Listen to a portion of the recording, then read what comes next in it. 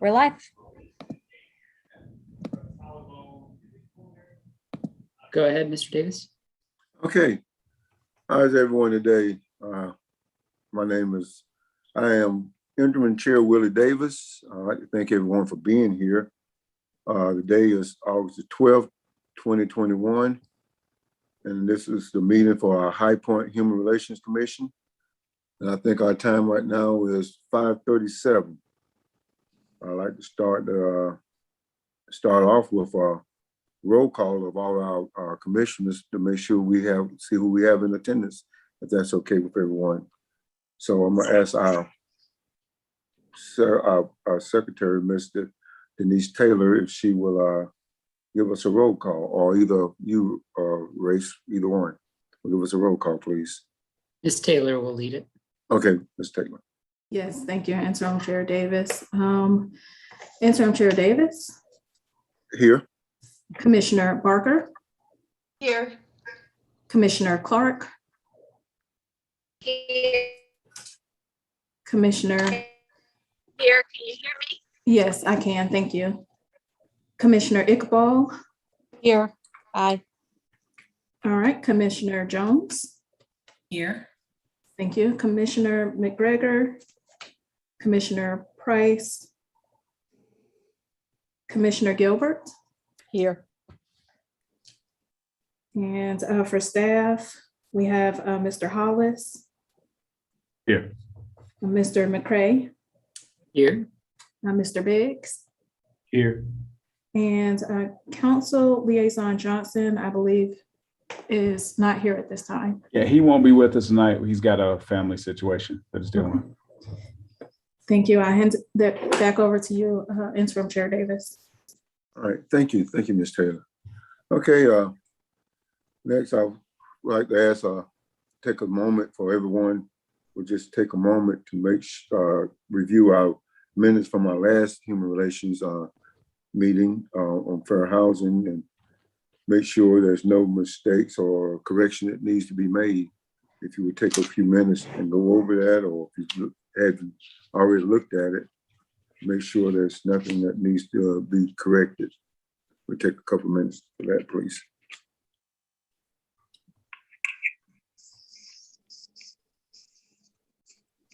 So just to clarify, Interim Davis, if you don't mind, this would actually be our June minutes because we did not meet in July. We met, but we did not have a quorum. So we did have some informal notes from that meeting that do not need to be approved.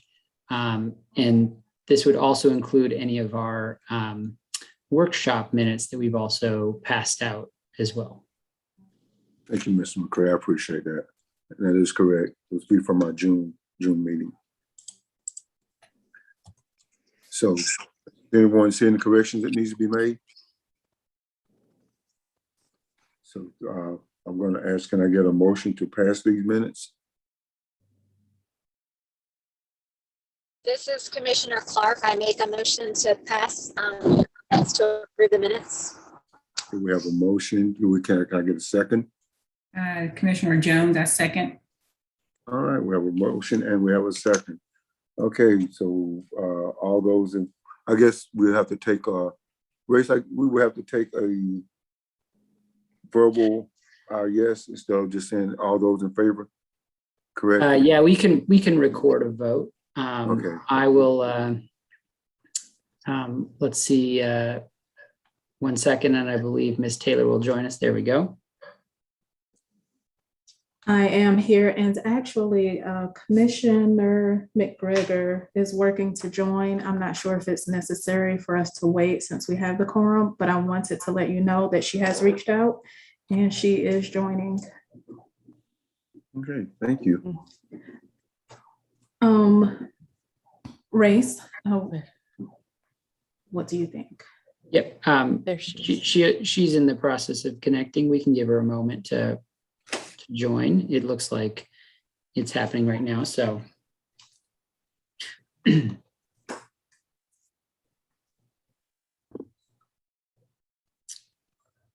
because it looks like her video is coming through, but she's not yet connected to the audio feed.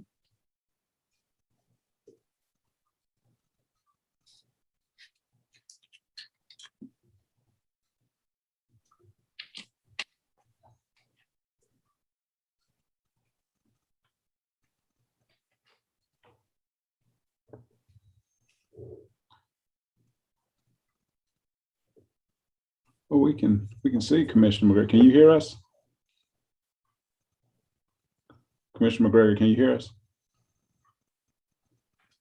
Okay. Well, looks like she's still working through a technical issue. So, okay. Oh. Hi, how are you? Sorry. There she There is. she is. Hey, there you are. All right. And for those of us that might have some connectivity speed issues, if you want to cut your cameras off, if you see yourself being choppy, that might cut down on some of that data usage. So just something to keep in mind if we start getting scattered. But I think so far so good for everybody. Sorry, Mr. Chair. Oh, that's fine. So, Ms. McGregor, we was about to vote on our minutes. If you had time to look at them from our June meeting. I have, yes. Okay. So we're going to take a vote. We have a motion and we have a second. So we're going to take a vote on passing the minutes. I think we're going to have a roll call. Correct, Mr. McGray? Ms. McCray? Yes, and Ms. Taylor can lead us through that. It does look like Commissioner Clark has maybe had some connectivity issues as well. So we can continue anyway. I'm going to try to reach out to her to see if she can reconnect. Okay, so for the approval of the minutes, Commissioner Jones, Aye. Commissioner McGregor, Aye. Commissioner Gilbert, Aye. Commissioner Interim Chair Davis, Aye. Commissioner Barker, If you said Barker, I'll say aye. I couldn't hear. yes, There's Commissioner massive Barker, lightning. Commissioner Clark, and Commissioner Iqbal, Aye. and then did we get Commissioner Clark back? We did not. Okay. Interim Chair, I hand it back over to you. Okay, so we do have a motion does pass, minutes does pass. So our next thing on our agenda this afternoon will be our fair housing workshop discussion. And with that, I'd like to turn that back over to our manager, Race McCray. Sure. So just to give everyone a brief reminder, in January of this year, we were tasked by the High Point City Council to explore the feasibility of High Point becoming a fair housing assistance program. And that was on our 2021 work plan that was approved by council. And since then, one of our largest goals for the first half of this year has been to accomplish that exact thing. So as you know, that kind of culminated in the past 4 weeks with some housing security workshops, where we have had 4 housing security workshops to explore this. And we've just approved the minutes. So I know that y'all had a chance to look over those. And that was a subcommittee of commissioners who were specifically looking at that. But ultimately, that would ultimately come back to this, this body, this commission, to look at how that came about and what was produced, the kind of discussions and what thoughts came back out of that. And ultimately, if you, tonight is the place for that discussion and debate to continue. If any of you have comments on that, I will let Interim Chair Davis kind of lead us through that. But I just want to remind anyone, and if you had any questions, now would be a good time to ask those. Ultimately, we can, if you need any additional information or anything like that, that can be requested tonight. Or if you feel you're ready to vote on whether or not we should recommend to City Council that we become a FAP, that can also happen tonight. So those are the kind of the procedural steps that are in front of you tonight as a commission. Okay. Thank you. Well, like our director was saying, this would be a great time. Well, not director, but I'm sorry, I'm manager, I'm sorry. But this would be a great time if anyone has any questions about fair housing, what we've been discussing, or if anyone needs more information. This would be a great time to speak up right now, or if everyone feels comfortable, it'd be a great time to let us know that you feel comfortable with what we have went through and what we've learned. So I'm gonna open the floor to any discussions that anyone has or comments anyone would like to make. I think I see our hand raised. Go, Mr. Biggs. Did I see your hand raised? Or is that? That's Commissioner McGregor. McGregor, I'm sorry. Hi, Chairman Davis. I went back and watched the videos, and it was a wealth of knowledge. I mean, it was a lot of information to take in. One of the things that stood out to me was when they went through the history of the fair housing and how it appeared to me that the impediments from 2016 up to 2020 really hasn't changed that much. So, and maybe I'm just playing devil's advocate here a little bit, but if they haven't changed in the last 5 years, 5 years, and we go ahead to say we want to be a FAP city, will that help change some of those impediments? I'm just asking the question. Good question. That's a good question. I think the best person that could answer that would be Mr. Hollis. Well, we'll tag team on this. Commissioner McGregor, the impediments that you're referencing, just for the good of the group, every 3 to 5 years, we do an analysis of impediments. That's connected with part of our relationship with HUD and community development. The relationship that HUD has with the city, in part, is to make sure that as the recipient of HUD funds, that we affirmatively further fair housing, which takes on a lot of roles, and it can be a heavy lift. There's a lot of moving parts with that.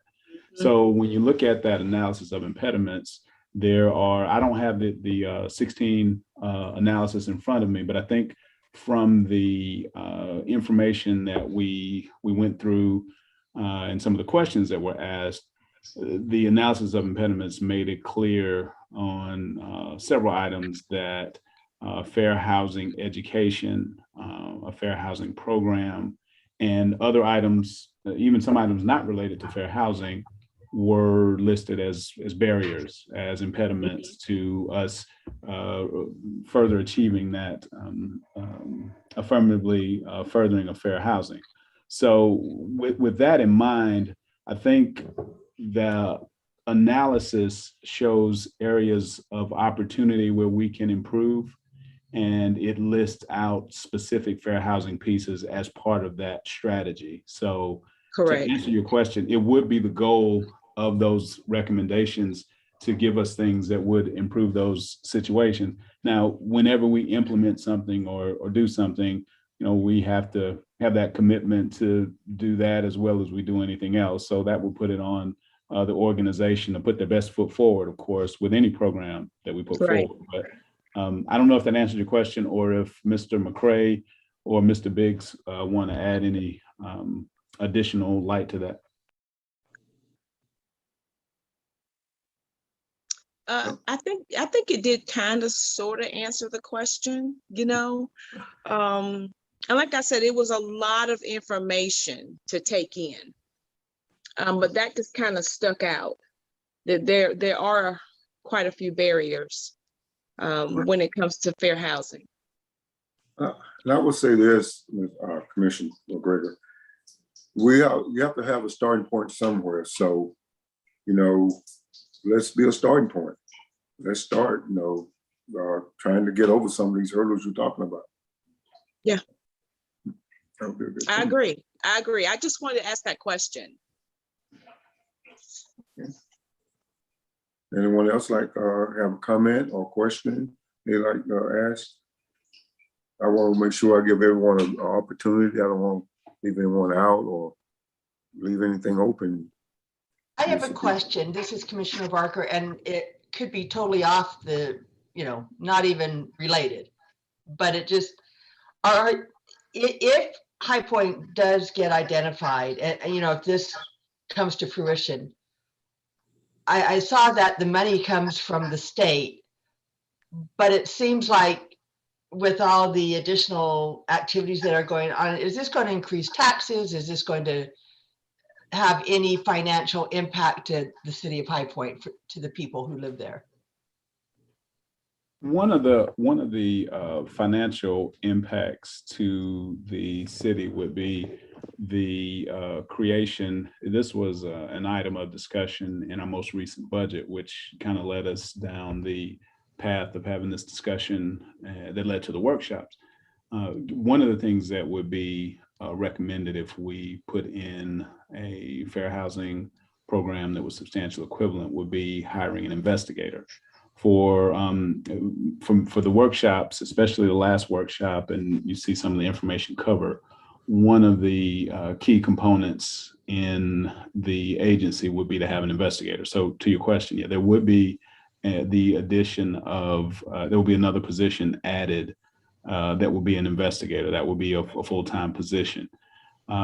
As far as funds, and correct me if I'm wrong, Jelani, I think the funds that would be coming are a part of the contractual agreement with HUD, federal funds, and that those funds would have certain uses depending on, I know one of the typical uses from our sister cities, Winston, Greensboro, they have dollars that help them with programming, education, outreach. So those dollars would be dollars that came from a federal agency. But from our standpoint, the budget impact, or the budget impact in part, would be adding an investigator. If you think about it, programs, Winston's program, Greensboro's program, Charlotte's program, and other agencies in the state have multiple investigators.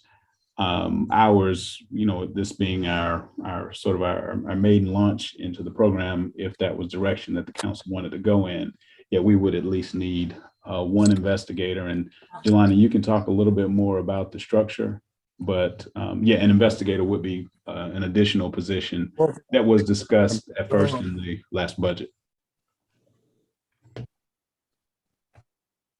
Jelani, were you going to say something? I have a follow-up question. I think Jerron covered everything that I would have said. The only thing I would say, just to kind of reiterate, there's not really avenue where this would be state funding. As Jerron mentioned, this is federal funding, grant funds, that if you enter into that partnership with HUD and you processing complaints to their standards based on an annual audit, you are awarded those grant funds for a block of time, which is captured in that agreement. So directly to your question of state funding, this is a partnership with HUD, and they're awarding a grant.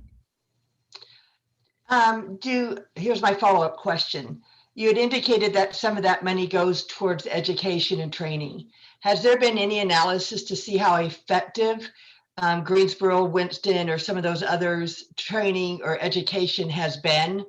I mean, because you can train and really not meet your end goal, right? I would just, if we go down this road, I would hope we would do some analysis as to see which ones are more successful than others, or I just know often training doesn't have the outcome that you want it to, and that would be a concern. Yeah, that's a great question, Commissioner Barker. And I think I think some of this, when we talk about putting a program in like this, to 1968, is that right, Race? 1968 is when the Fair Housing Act was put into place. So if you go back from 1968 to now, there have been many agencies and organizations that have, through trial and error, best practices, you name it, attempted over, I guess, 2 generations to do things to alleviate issues. I think a companion question to your question would be, what's the data or the research for communities that don't have a program? So I think when we talk about the addition of a program, for our standards as an organization, City of High Point, and specifically for our department, our communications public engagement department, we hold our team, our staff, our programs. Well, I always tell my team that I don't want our programs to be good for North Carolina. I want them to be good for the country. So this is whatever we put in place, we would want to be able to put it up against, from a quality, efficiency, effectiveness standpoint, using best practices. One of the things that is important to note is that when you talk about a fair housing program, or specifically for this, what would be a fair housing ordinance, what you're talking about, there are some general frame guidelines of what HUD expects. So this is a contract with the city and HUD. So in order to enter into the agreement, there are expectations that HUD has of that agency of things they're going to do. So I would use that as a baseline. So HUD has already said, this is what we expect. So an agency, as being the subject of monitoring, actually carries out specific functions. I think when you talk about some of the nuances between one community or another, I think that is more so style points. But I think in North Carolina, every agency that's substantially equivalent has the same baseline of expectations from HUD monitoring guidelines. So we really think about this as taking a program that exists, that has federal authority, and putting it into our local jurisdiction. So we wouldn't be reinventing the wheel here. And so what we're doing is implementing something that already exists, that has existed in some capacity in the law since '68, and has existed in several other communities in North Carolina for a number of years. But our baseline, to go back to the beginning, our baseline would be the HUD guidelines of what they expect from us, as far as outreach, as far as education, as far as training, as far as investigation. So there are a number of things that HUD would expect from us in that contractual arrangement, should council decide to go down that road. And we have sufficient resources other than that one extra person to meet all those expectations. I'm sorry, can you? So if there's expectations that we have to meet, my understanding, and I could be wrong because I wasn't in those meetings, is that it's just one additional position, the investigator, correct? And there were all those other expectations. Do we have the staff and the people available to meet those expectations? Yeah, I think there are a couple of things. In order for this program to be accepted by HUD, we'll have a structure, and we'll have an ordinance that HUD would review, and they'd say, this is what we expect. This is what we expect you to have, and how do you plan to execute, right? So the investigator, what we'd be doing in our particular setup for High Point, because every organization, depending on their staffing, depending on their population, depending on, so there's some, like I said earlier, style points, nuances. For our department, we'd be adding an investigator to our existing team. Mm-hmm. So if we were to set this up with approval of council, we would already have some capacity for intake. We'd already have some capacity for case review. And so the investigator would be adding a piece to what we already have on the team. And then the substantial equivalence piece would give us the opportunity to have the resources for investigation, for training, and training of our own staff at the federal level for some of those things. So yeah, so our guidelines and our methodology and our structure would be set up as such that we could satisfy the expectations of HUD based on established model and guidelines that are already in those baselines of expectations as far as case review. There's also components, if you saw through the workshops, where there's partnership, internal partnership with legal, and partnerships with housing providers. So we're talking about a network. This is what this program represents for the most part is a commitment by the organization and the community to affirmatively further fair housing. We just be doing that. The federal law is already in place. We be just trying to find ways locally to implement a program that helps us do that, to address, among other things like that, analysis of impediments. I think Commissioner Gilbert had her hand up before I went on that long. So I know the conversation about the training materials and stuff. I mean, are they already there and we just implement and make it fit our location? We aren't having to create those things from scratch, are we? No. No, yeah. Mr. Biggs, Race, jump in here, please. Yeah, I think Mr. Biggs would have the insight here. Yeah, and this actually goes back to maybe 2 questions ago, Kim, and this may also answer your question, Karen. You know, having been a part of a FAP agency, there's a pipeline of information that goes from HUD to housing providers.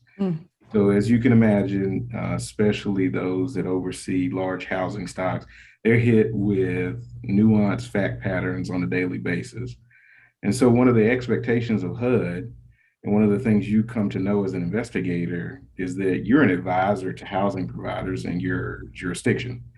So it's not uncommon for any investigator to receive calls from housing providers with very specific fact patterns as to how they should respond to residents that are coming through their doors. And so it's a full expectation. I think it was mentioned in the last work session about prevention.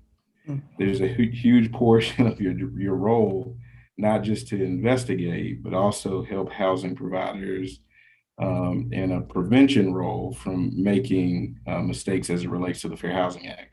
So you're providing technical assistance to those in your community, both tenants, housing providers, HOAs, and anybody else covered by the Fair Housing Act on a daily basis. And, you know, I recall getting specific scenarios thrown my way, reaching out to my contacts at HUD, and then providing a response to those housing providers. So it's actually a powerful tool if housing providers are aware that you can serve in the capacity as an advisor as well. Okay. And Commissioner McGregor, I see your hand, but let me quickly also throw this in to add that. This goes to both Commissioner Gilbert and Commissioner Barker's questions. That the other thing that we haven't really talked about is kind of the 2 elements of training you're talking about. There are really 2 parts, right? One is what kind of training do we as staff receive? And the other is what kind of training do we as staff offer to the community? And I think that both of you have asked about different components of that. So let me give you a little bit of an example here. The first would be the first part of what kind of training do we as staff get is that right now to be in this role, when I took this position, I attended a number of fair housing workshops offered by Legal Aid of North Carolina. I would say I participated in roughly 4 hours of training, which is enough to have a basic understanding of fair housing. A fair housing investigator would receive 4 weeks of training and would have a much, much more comprehensive understanding of what that would look like. And it would have, of course, you know, multiple kind of refreshers and addendums, and these kind of things that would be happening. So it would have a much much more thorough understanding of the laws and how they apply. As such, the second part of that is, and the other part of that is that comes from the National Fair Housing Training Academy, which we cannot access unless we are a FAP. They only accept people who are in FAP agencies. The second part of that then is what kind of training can we offer? And Commissioner Barker, you asked about the effectiveness of that. So that actually relates to just today, I received a call from one of our realtors who we've built a relationship up with through this workshop series. And she called and asked a very technical question, one related to what, kind of credit, how to run credit for someone who is a non-US born resident who therefore does not have a social security number. And how do we do that? And how can she use this to check the credit for a rental application? And it became a very technical question because if you don't have the proper policy in place, this could be a fair housing complaint where you are causing a disparate impact on people who are of additional and different national origin than Americans, which is illegal. And I was able to partially answer that, but fortunately I had access to Mr. Biggs, who had years of experience as an investigator, and he was able to give a much more thorough, much more complete answer that was exactly what the realtor was looking for, that not only affected the answer to the specific question, but also made a recommendation of a policy change for how they evaluate these things. And now that is just our luck that we happen to have someone in another position within the organization who has that kind of training. And of course, if Mr. Biggs, were to be offered another highly lucrative job somewhere else, as he would be deserving, we would have no access to that anymore. And I wouldn't have been able to help that realtor in any way. And Mr. Biggs also weighed in on another case today that was equally as complicated that we still don't have an answer for, that we actually need to reach out now to two separate FAP agencies to get a way in, because it involves jurisdictional claims about the North Carolina HRC and Greensboro's HRC. So it's those kind of technical questions that we just can't offer resources for right now. And the extent that we can is just our luck of having Mr. Biggs on staff. So I think that answers both of your questions about the kind of training and how that would benefit us. And that's just today. That was in the past 6 hours. The only thing I was going to add to what Ray just said was just absolutely right. Is even in the 2 years since I've left the FAP agency, laws have changed. Processes have changed. HUD has issued new guidance, which I'm no longer privy to. So even in circumstances now, we're reaching out to regional partners to make sure we get the most up-to-date information on how we could best advise folks. So just to add to what Ray just said. Let me, McGregor, I think Commissioner McGregor had her hand up for a while. Go ahead, McGregor. I guess my question is, if we move forward to vote to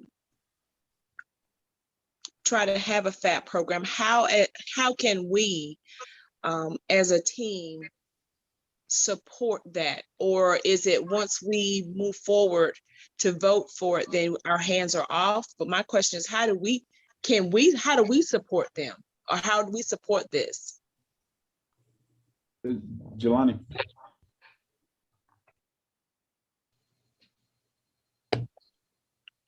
You wanted me to respond to that, Jerome? Yeah, at least take a stab at it. Sure. So, sure. Yeah. Yes, Bob. It was part of the work plan that the commission would assess the feasibility of becoming a FAP program. It's my understanding, and Ray, feel free to correct me if I'm wrong, that out of this body would come a recommendation that would then go to council to consider. So at this point, what we're hoping to do, staff being in the position of information pipeline to answer any technical questions you may have around what that would look like, us being a fair housing assistance program. Beyond that, I do think this is an item for the commission to consider as it relates to that recommendation, which was included in the work plan. I'll leave it there. Okay. I'll add a little bit to that. Thank you for setting me up, Jelani. Let's say to go a little bit deeper into your question, Commissioner McGregor. Let's say this body made a recommendation to council, and the decision was to implement a fair housing program. There are many ways. Now, you look at the work plan that we do every 6 months. Well, with our organization becoming a substantial equivalent fair housing program, much of our work and our energy and our effort, we will expand to dealing more with fair housing education, to deal with some of the elements that are included in what we mentioned today. So that would be one way. If you looked at, and I think this was workshop 3, Okay. a combination of workshop 3 and workshop 4, there was discussion about the levels of process as cases move along.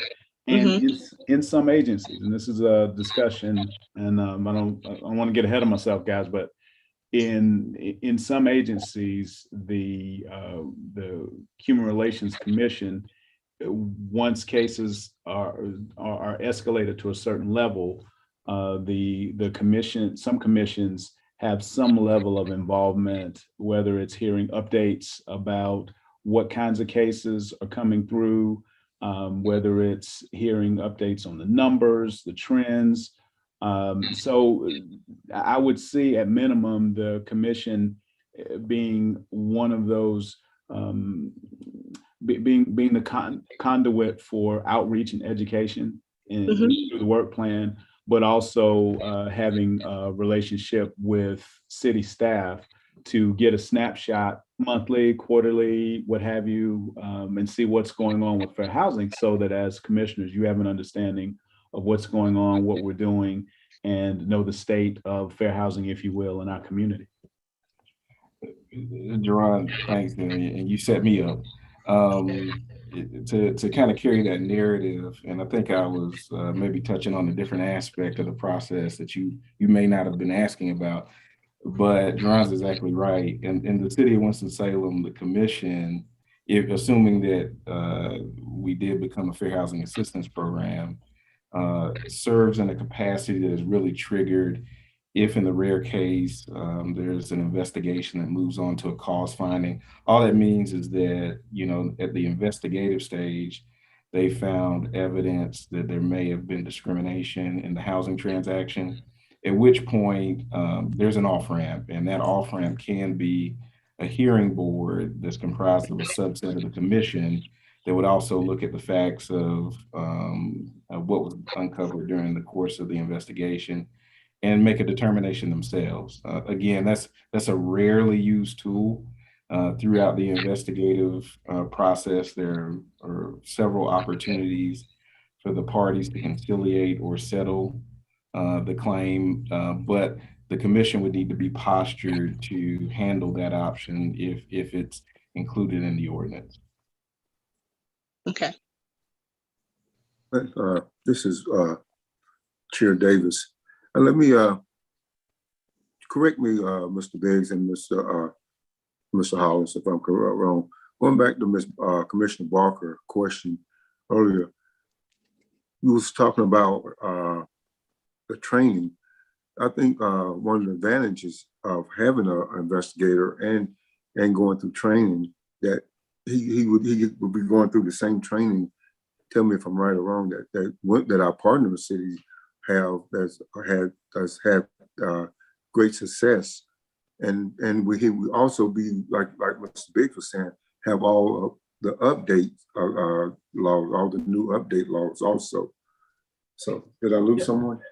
So correct me if I'm right. I think is that correct? No, you're right, Commissioner, Mr. Chair. One of the things that I think we were able, just from some feedback that we've had from the workshops, I think going into this discussion from a community standpoint, there were lots of assumptions and questions about having a fair housing program being this attack dog on a leash that we let loose on our housing providers.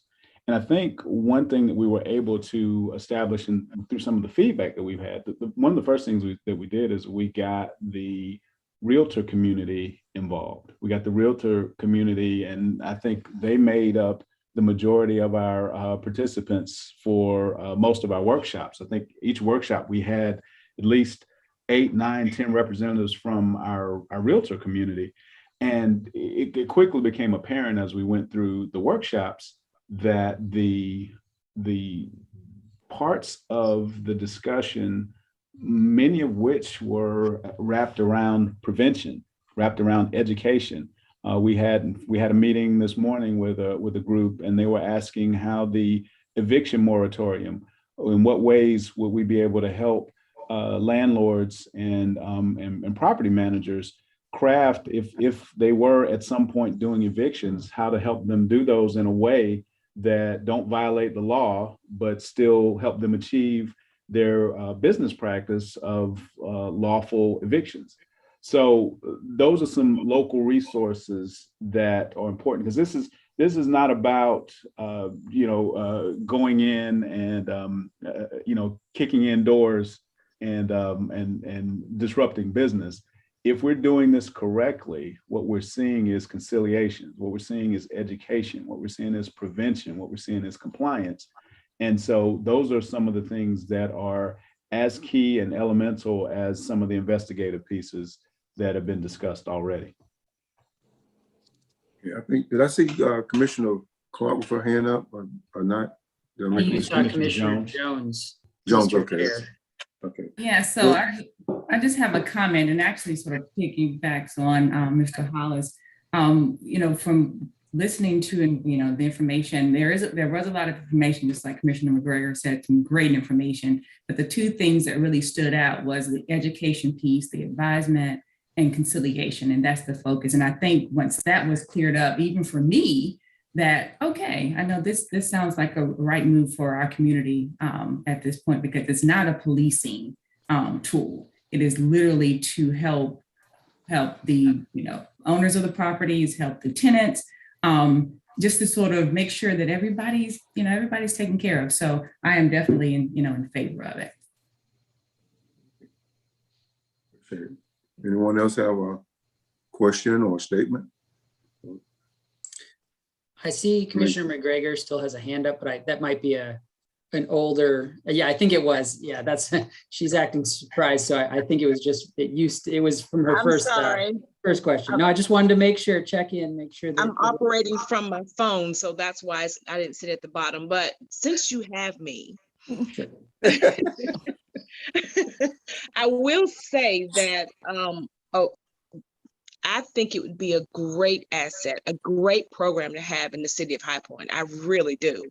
And we've got some great people just within this organization that has contacts, has feelers out there that can help us make this program successful. So I'm excited about it. It was just a lot of information, but it was good information. And the good thing about the YouTube is that you can always go back and look at it again if you miss something. Okay, I'm done. Commissioner Barker, you have anything else you'd like to ask or add? I mean, No, those are my questions. Thank you. Did they help you any? They did. And Race's examples were some of the best. I mean, it's always helpful to understand the actual activities that are going to happen as a result of a program. Program just sounds big. Yes, ma'am. But understanding the specifics and seeing that it goes both ways, it sounds a lot better when it's explained that way. Okay. All right. Anyone else? Thank you, Commissioner Barker, by the way. Thank you. Thank you. Anyone else? Anyone's out? Okay.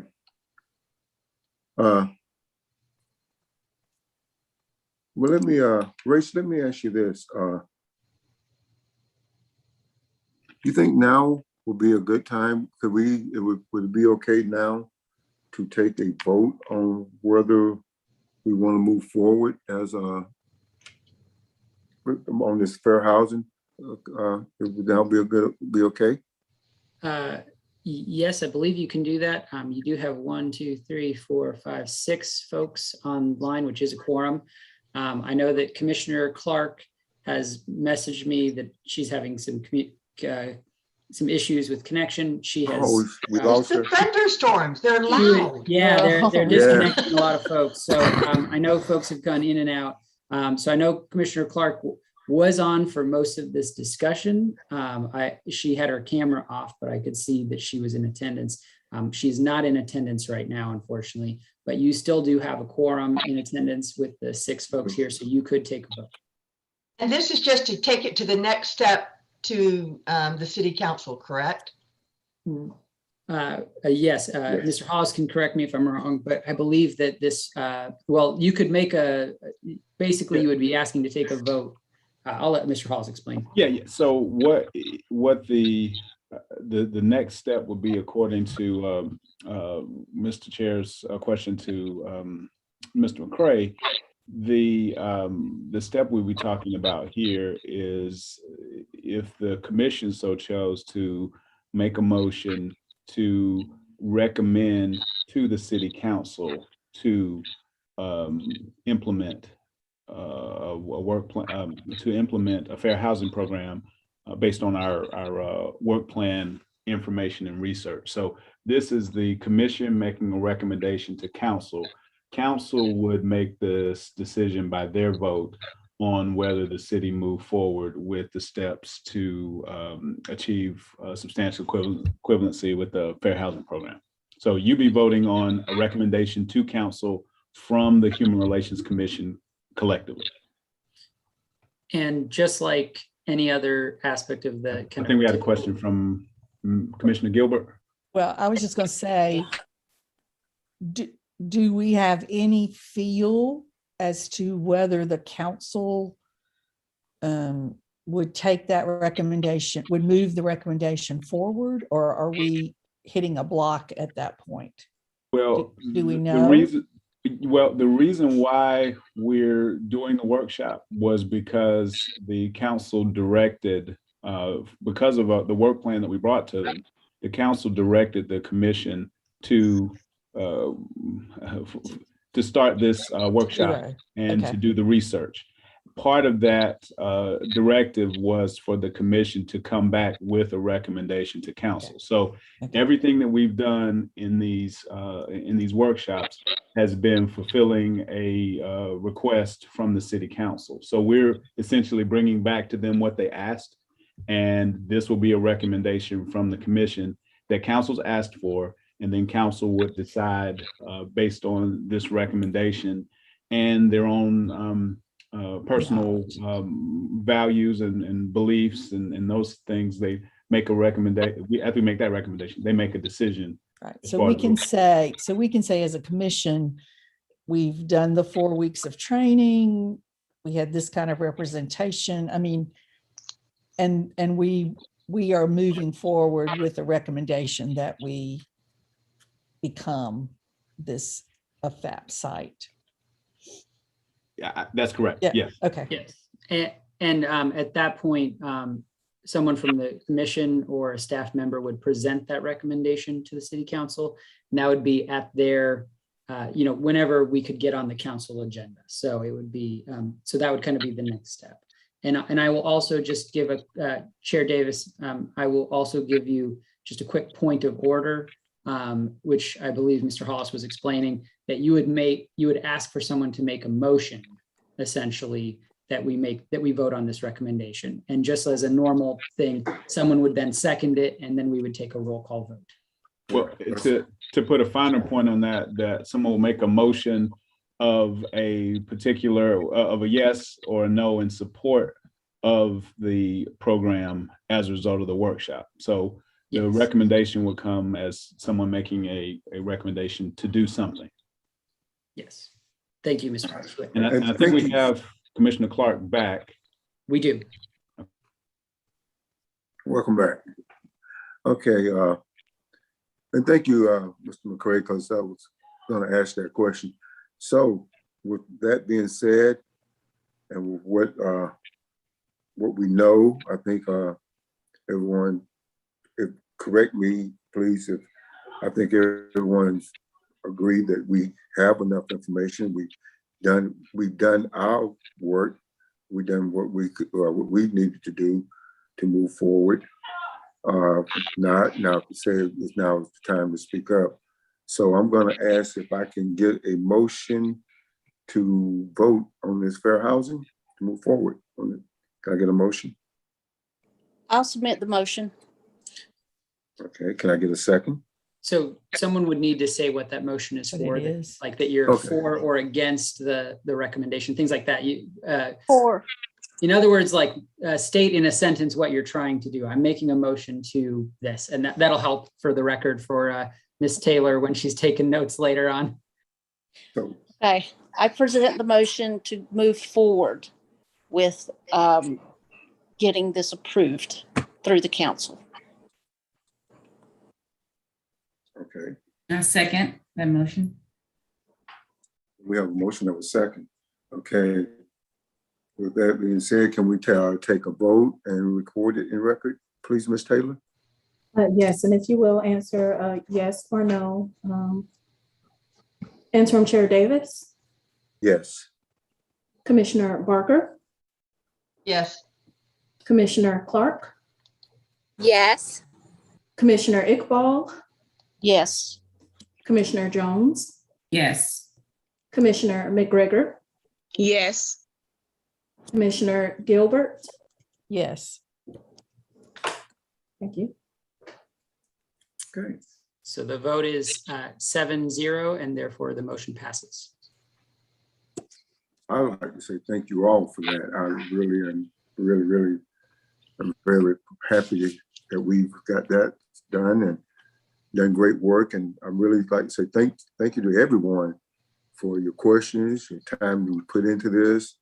I think everyone was very knowledgeable of what we're doing and trying to move forward with. So thank you, everyone. Next on our agenda, if I put my glasses on, I can see. Do we have any other additional items or anything else we need to talk about, or someone like to announcements anyone would like to make? Mr. McCray or anyone else? I'll just note that we do, I think Mr. Hollis mentioned that we do typically have create a work plan every 6 months. We created this work plan 6 months ago. And so it's roughly time to make another one. Now, admittedly, we've had, various moving in person and then now moving virtual again. So it's understandable if it's not exactly on time, but we will, Mr. Davis, at some point need to create another work plan for the remainder of the year. And that is typically done through by having a retreat, but I don't know if we have any specific plans yet about what the timing might be. We'll probably need to coordinate to make sure that there's a time when all of us could get together for that. Okay. Anyone else?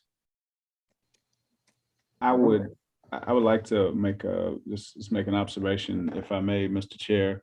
Regardless, and I know that our liaison, Councilmember Johnson, has voiced his support for moving forward with the fair housing program. But regardless, we're going to take this to council, and the commission has given its recommendation. Council will hear that recommendation. So regardless of how that turns out, I just want to thank our team. I think, Race, how long have you been in the seat now for this job, Race? Just almost 4 months. Almost 4 months, and so there's a lot of along with the commission. There's a lot of work and a lot of scheduling and just a lot of time and energy that's went into putting on the workshops. We've had lots of good information that was shared, but I can't thank the team enough. Race, Jelani, Denise, and then my other folks on the team that have been helping us actually produce and get this information out like Noelle is doing. So I just wanted to publicly recognize the folks on the team for just putting a lot of work in. We don't see some of the things that happen behind the scenes, and you know, sometimes it looks easy when you put a lot of work in, put the right work in after hours and early and late. So just wanted to say that, Mr. Chair. Anyone else? I'll give a hats off to Denise. Those notes are easy to read and we're very clear. So kudos to you. You did an awesome job. Yeah. Yes. I would like to piggyback on that. Thank you, Denise. Thank you. But I will also like to say thank you to each and every one of you commissioners, because I think y'all have been great. You've done a lot of good work. You know, you show up, you always be informative, you ask good questions, and I just really appreciate it. And just make being chair a lot easier. I really appreciate you. Thank you. So does anyone else have any announcement or statement they'd like to give? Okay. Well, I'm gonna say with that, I'm gonna ask for a motion to adjourn if I can, please. Can I get a motion to adjourn? I'll motion that we adjourn. This is Commissioner Barker. Can I get a second? I second. This is Commissioner McGregor. Okay, thank you, Ms. McGregor. All right. We need to take a vote for record, please, Ms. Taylor. Yes, Commissioner Gilbert, Yes. Commissioner McGregor, Yes. Commissioner Jones, Yes. Commissioner Iqbal, Yes. Commissioner Clark, Yes. Commissioner Barker, Yes. and Interim Chair Davis. Yes. Thank you. With that, I believe